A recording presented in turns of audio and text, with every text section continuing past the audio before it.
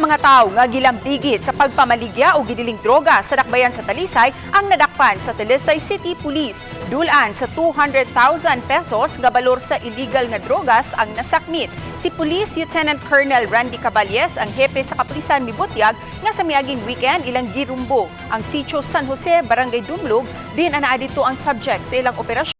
Joseph Capile Bergenisa, 44 anyos, lumad nga taga-barangay 110 Utap, Tacloban City, probinsya sa Leyte. Naabtan usab sa otoridad sila si Jerwin Pasigna Rojas, 32 anyos, ug si Jeffrey Baguio, 29 anyos, nga uban ni Bergenisa. Nakuha gikan kanila ang 5 ka gramo sa gidudahang shabu nga mokantidad sa 34,000 pesos. Samtang usa ka high-value individual ang nasikop dito sa Sitio Laray, Barangay San Roque. Nasikop si Justine Sumapig Cabrera, 26 anyos, nga taga Sitio Plus, Barangay Inayawan, Syudad sa Sugbo.